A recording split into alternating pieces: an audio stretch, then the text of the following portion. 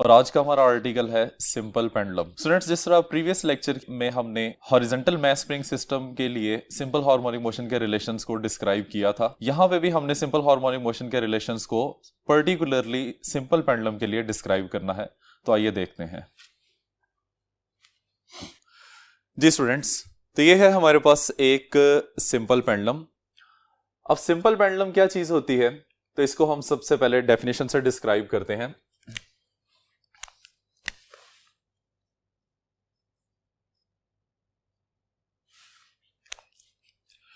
कहता है कि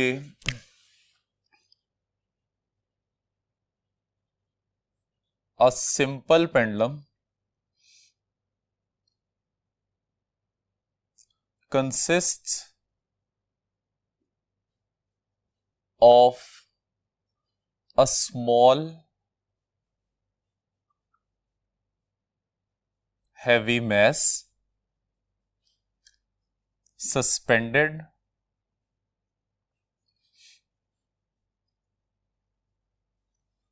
by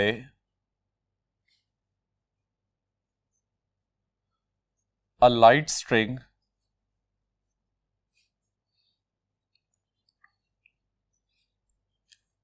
fixed at the upper end.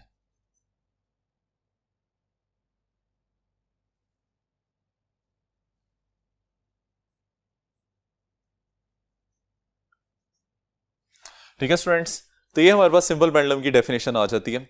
अब हम डिस्क्राइब करेंगे कि आइडियल सिंपल पेंडुलम क्या होता है।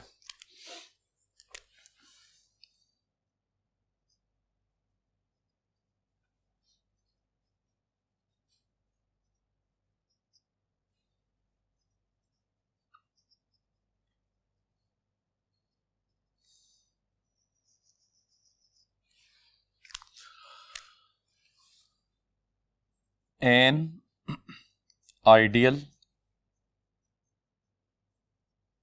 simple pendulum consists of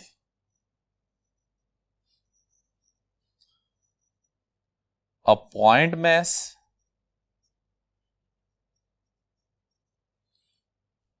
suspended by a massless inextensible string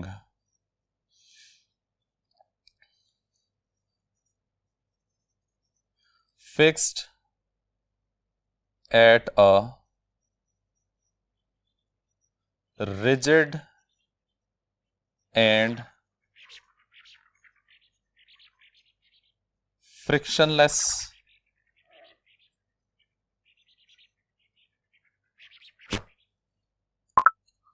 support।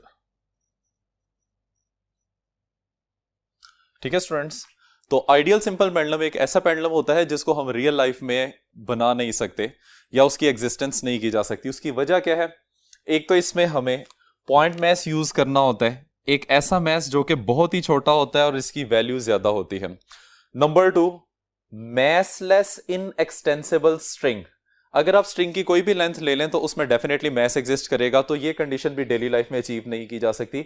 और स्ट्रिंग जो है वो फ्लेक्सिबल नहीं होना चाहिए। ठीक है, और नंबर 3 पे वो कहते हैं कि रिजिड सपोर्ट होनी चाहिए और वो फ्रिक्शनलेस होनी चाहिए। तो स्टूडेंट्स, आप लोगों को ये बात पता है कि जब भी आप फ्रिक्शनलेस की बात करते हैं तो वहां पे फिर नॉट नहीं लगाई जा सकती, हम इसको सस्पेंड नहीं कर सकते। तो ये वो कंडीशंस हैं जिनकी वजह से हम क्या नाम देते हैं, इस पेंडुलम को आइडियल पेंडुलम का नाम देते हैं, जो कि रियल लाइफ में एग्जिस्ट नहीं करता। अब स्टूडेंट्स आए इस पेंडुलम की तरफ। ये हमारे पास एक मैस है, इस मैस को नाम दिया जाता है बॉब ऑफ सिंपल पेंडुलम।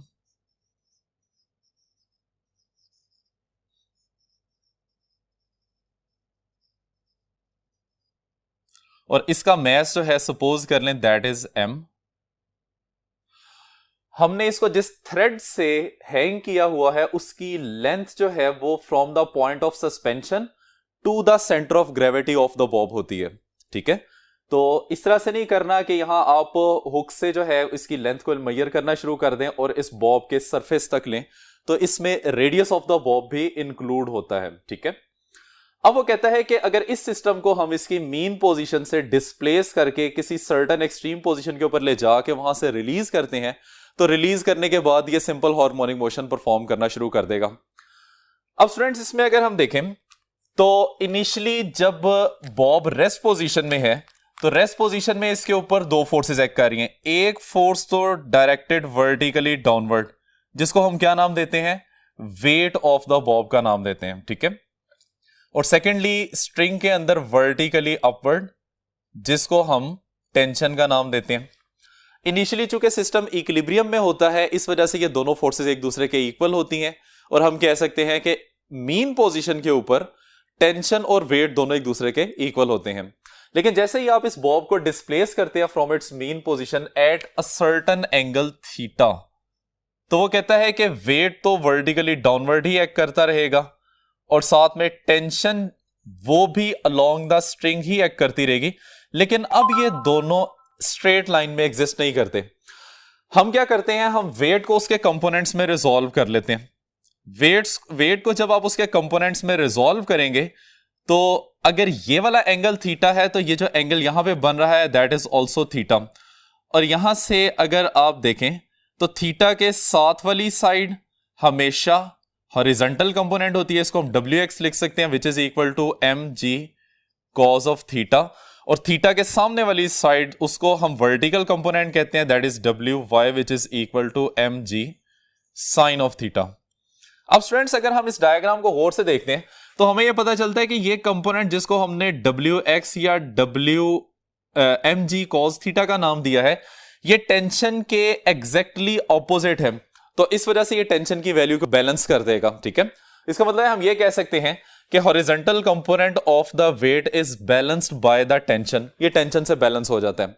अब सिंगल यहां पे कंपोनेंट वेट का बचता है, that is the vertical component which is mg sin theta. और स्टूडेंट्स आप लोग देख सकते हैं कि इसकी डायरेक्शन जो है वो मीन पोजीशन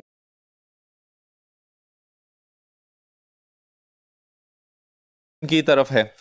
तो इसका मतलब यह हो गया कि सिंगल फोर्स जो कि सिस्टम में एग्जिस्ट करती, देख सकते हैं कि पोजीशन की तरफ है।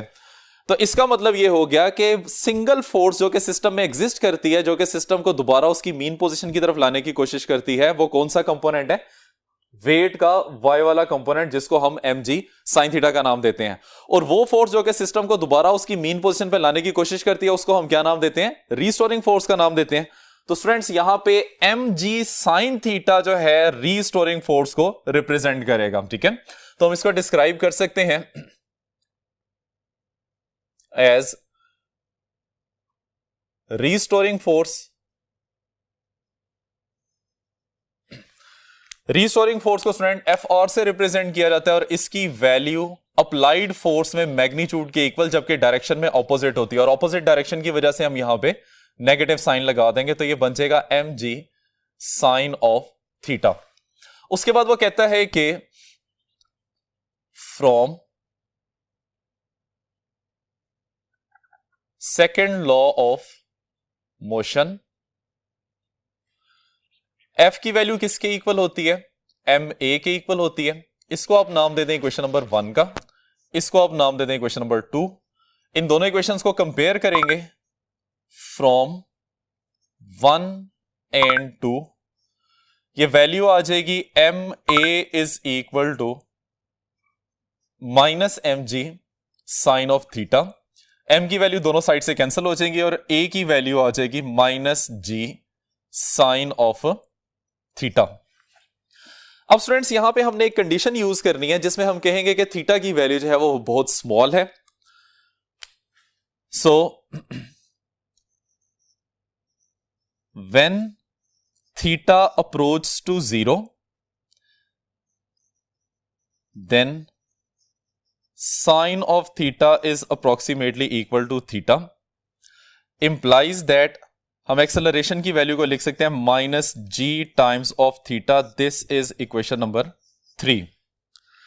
अब स्टूडेंट जब आप थीटा की वैल्यू को बहुत स्मॉल करते हैं, तो आए डायग्राम में दोबारा देखते हैं, हमारे पास दो डिस्टेंसेस हैं। एक तो एक्सट्रीम पोजीशन से मीन पोजीशन तक ये कर्व डिस्टेंस नजर आ रहा है, जिसको हम रिप्रेजेंट कर देते हैं, if a is this mean position and B is the extreme position, तो ये ए बी एक कर्व पाथ बन जाएगा।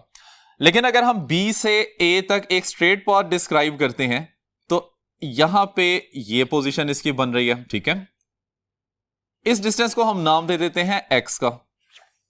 लेकिन जब आप थीटा की स्मॉलर वैल्यू यूज करेंगे तो स्मॉलर वैल्यू यूज करने से ये दोनों values A B curve path और ए बी स्ट्रेट लाइन ये दोनों एक दूसरे के इक्वल आ जाते हैं। तो उसके लिए हम रिलेशन डिस्क्राइब करेंगे, कहता है कि as theta is equal to S over R. अब स्टूडेंट्स यहां पे थीटा यही एंगल आ जाएगा। एस क्या चीज है? This is arc length. Arc length कौन सी है? ए से बी तक। तो हम यहां पे लिख लेते हैं this is A B arc divided by R क्या चीज होती है? ये उस सर्कल का रेडियस होता है जिसमें ऑब्जेक्ट मूव कर रहा है। अब अगर हम यहां पे देखते हैं तो this is the centre of the circle जिसमें हमारा सिंपल पेंडुलम मूव कर रहा है। और इसका फिर रेडियस किसके इक्वल आ जाएगा? Radius would be equal to the length of the simple pendulum. तो आर की जगह पे हम यहां पे एल प्लेस कर देंगे, ठीक है। अब जो हमने कंडीशन यूज की हुई है कि थीटा अप्रोच टू जीरो, इसको दोबारा यूज करेंगे। कहता है कि since theta is very much small, तो इसकी स्मॉल वैल्यू होने की वजह से A B arc is equal to straight distance X. अब स्टूडेंट्स ए बी की ये वैल्यू ऊपर वाले रिलेशन में पुट करेंगे तो हमारे पास इसका रिजल्ट आ जाएगा theta is equal to X divided by L. इसको नाम दे देते हैं इक्वेशन नंबर 4 का। अब स्टूडेंट्स ये इक्वेशन नंबर 4 आपने इक्वेशन नंबर 3 में पुट करनी है, तो इसकी वजह से देखें हमारे पास क्या रिजल्ट बनता है। पुटिंग 4 in 3, ये रिजल्ट बन जाएगा a is equal to minus G into X over L, और इसको अरेंज करके लिख सकते हैं तो इसकी शेप बन जाएगी g by L into x. इसको हम नाम देते हैं क्वेश्चन नंबर 5 का। अब स्टूडेंट्स हमें यह बात पता है कि सिंपल पेंडुलम की जो मोशन होती है दैट इज सिंपल हार्मोनिक। इस वजह से इसको हम सिंपल हार्मोनिक मोशन की इक्वेशन के साथ कंपेयर करते हैं जो कि होती है a is equal to minus omega square X. इसको हम नाम दे देते हैं क्वेश्चन नंबर 6 का। अब यहां से हमें वैल्यू मिलेगी एंगुलर फ्रीक्वेंसी की।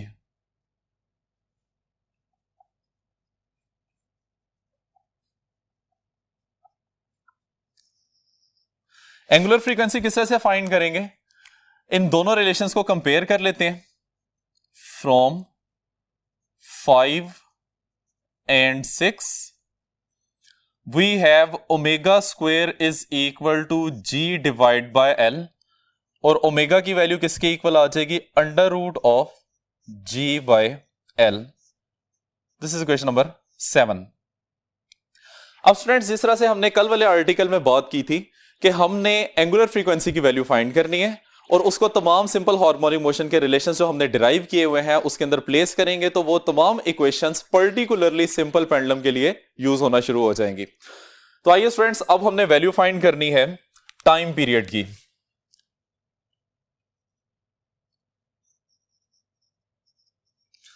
तो टाइम पीरियड का फॉर्मूला क्या होता है? टाइम पीरियड का फॉर्मूला होता है जी t is equal to 2 pi divided by omega. 2 pi as it is आ जाएगा। ओमेगा की वैल्यू क्या है? Under root of g divided by l, और अरेंज कर लेंगे तो इसके टाइम पीरियड की वैल्यू आ जाएगी 2 pi under root of l over g। This is the time period of a simple pendulum. इसके बाद हम फ्रीक्वेंसी की वैल्यू फाइंड करते हैं।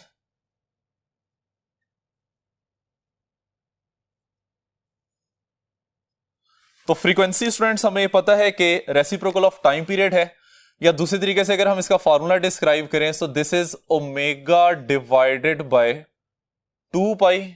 ओमेगा की वैल्यू इसमें पुट करते हैं तो 1 ओवर 2 पाई तो एज इट इज आ जाएगा। Under root of g divided by l, तो फ्रीक्वेंसी की वैल्यू आ जाएगी 1 over 2 pi under root of g बाय l।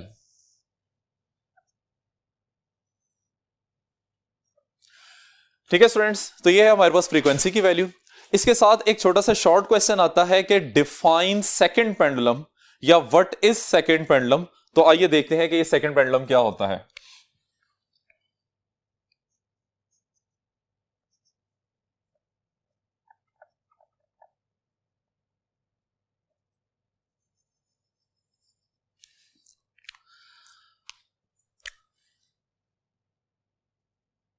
A pendulum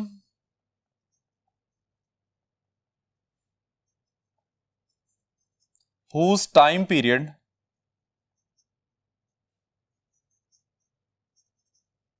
is 2 seconds is called second pendulum।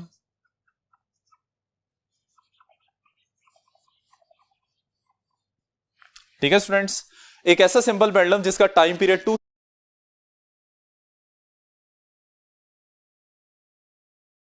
which is 1 divided by 2 pendulum।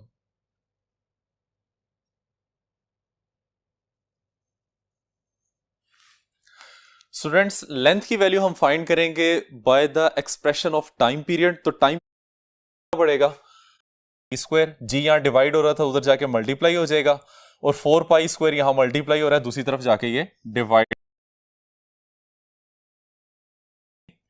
Time की value put करनी है 2 seconds क्योंकि ये सेकंड पेंडुलम है। जी की वैल्यू ऑन अर्थ होती है 9.8 मीटर पर सेकेंड स्क्वायर। ये वैल्यूज इसमें पुट करके सिंप्लीफाई करते हैं, ये बन जाएगा 9.8 into 2 square divided by 4 multiply by 3.14 whole square, और उसका आंसर बनता है 0.992 मीटर। या हम इसको लिख सकते हैं, अगर आप इसको सेंटीमीटर में लिखना चाहते हैं तो सेंटीमीटर में इसकी वैल्यू बन जाएगी L is equal to 99.2 centimetre. ठीक है स्टूडेंट्स, तो ये length of the second pendulum आ जाएगी। आइए अब हम कुछ पैरामीटर डिस्क्राइब करते हैं कि time period of simple pendulum किन किन पैरामीटर पे डिपेंड करता है।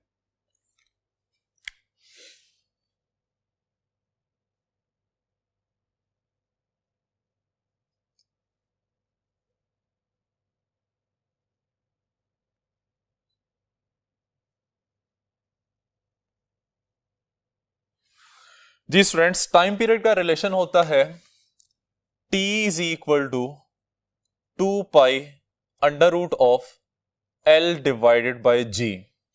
अगर हम इसको इस तरह से लिखें, 2 पाई की वैल्यू चूंकि कांस्टेंट होती है तो उसकी जगह पे कांस्टेंट लिख दें, L डिवाइड बाय G। अब इसको हम 2 पॉइंट्स में डिस्क्राइब करते हैं, यानी कि टाइम पीरियड डायरेक्टली प्रोपोर्शनल है स्क्वायर रूट ऑफ लेंथ के, और टाइम पीरियड डायरेक्टली प्रोपोर्शनल है 1 over square root of gravitational acceleration. ठीक है, इसका मतलब ये हो गया फ्रॉम फर्स्ट रिलेशन, अगर आप सिंपल पेंडुलम की लेंथ को इंक्रीज करते हैं टाइम पीरियड इंक्रीज करेगा, और अगर आप लेंथ को डिक्रीज करते हैं तो टाइम पीरियड की वैल्यू भी डिक्रीज करेगी। सेकंड रिलेशन के मुताबिक अगर आप ग्रेविटेशनल एक्सेलरेशन की वैल्यू को बढ़ाते हैं तो टाइम पीरियड की वैल्यू कम हो जाएगी, अगर आप इसको कम करते हैं तो टाइम पीरियड की वैल्यू बढ़ जाएगी। आइए अब इसको जरा देखते हैं। स्टूडेंट्स, ये हमारे पास एक सिंपल पेंडुलम है और simple pendulum initially rest position में है। पहले हम फर्स्ट रिलेशन यानी कि T is directly proportional to square root L, इसके इफेक्ट्स को स्टडी करेंगे। तो स्टूडेंट्स, इनिशियली हमारे पास जो लेंथ है L, इसके कॉरेस्पॉन्डिंग अगर हम टाइम पीरियड की वैल्यू देखें तो टाइम पीरियड की वैल्यू आपको नजर आ रही है। ठीक है, अब हम क्या करते हैं कि इस सिंपल पेंडुलम की लेंथ को इंक्रीज कर देते हैं। जब सिंपल पेंडुलम की लेंथ को इंक्रीज करने के बाद उसको फिर डिस्प्लेस करते हैं उसकी मीन पोजीशन से, और कॉरेस्पॉन्डिंग स्टॉपवॉच से इसका आप टाइम नोट कर रहे हैं, तो आपको नजर आ रहा है कि अब टाइम की वैल्यू पहले वाले टाइम से ज्यादा हो गई है। तो इसका मतलब यह हो गया कि टाइम पीरियड लेंथ के बढ़ने की वजह से बढ़ जाता है। सेकंड जो हमारे पास रिलेशन है T is directly proportional to 1 over square root G, इसको डिस्क्राइब करने के लिए हम एक सिंपल पेंडुलम लेते हैं जिसका पहले हम टाइम पीरियड नोट करेंगे on the surface of the earth, और बाद में फिर उसका टाइम पीरियड नोट करेंगे on the surface of the moon. तो पहले on the surface of the earth इसके टाइम पीरियड को कैलकुलेट करते हैं। तो स्टूडेंट्स, सिंपल पेंडुलम ऑसिलेट कर रहा है और उसका टाइम पीरियड हमने नोट किया, और ये हमारे पास एक स्पेसिफिक वैल्यू उसकी आ गई है। अब जैसे ही हम इस पेंडुलम को सरफेस ऑफ द मून पे लेके जाते हैं तो वहां पे तो g की वैल्यू g/6 होती है, तो कॉरेस्पॉन्डिंग आप देख सकते हैं कि जैसे ही g की वैल्यू कम हुई है तो कॉरेस्पॉन्डिंग टाइम पीरियड की वैल्यू इंक्रीज हो चुकी है, जो कि हमें स्टॉप वॉच की रीडिंग से पता चल रहा है। आइए स्टूडेंट्स, अब हम वो पैरामीटर्स देखते हैं जिसके ऊपर time period of simple pendulum depend नहीं करता।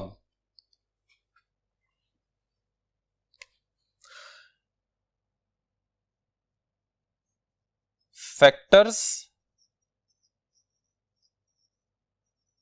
does not affect time period।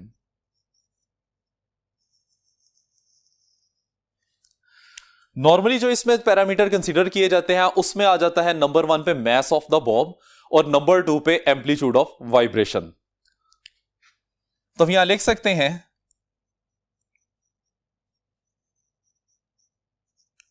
Time period does not depend upon the mass of bob और number 2 time period does not depend upon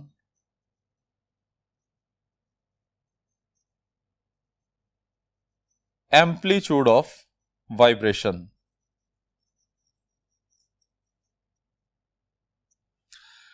आइए स्टूडेंट्स, अब इन दोनों बातों को हम डिस्क्राइब करते हैं। हमारे पास दो पेंडुलम है, दोनों इनिशियली रेस्ट पे हैं, सेम लेंथ है दोनों।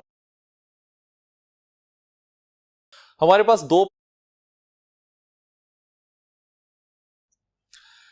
आइए स्टूडेंट्स, अब इन दोनों बातों को हम डिस्क्राइब करते हैं।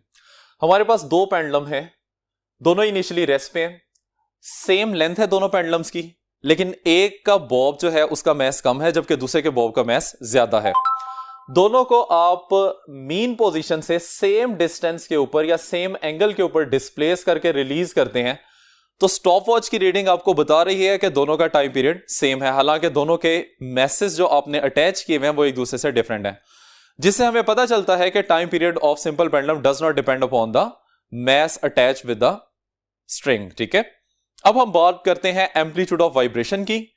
तो अब हमारे पास ये जो दो पेंडुलम्स हैं ये दोनों सेम लेंथ के हैं और इनके साथ अटैच्ड मैस की वैल्यू भी सेम है।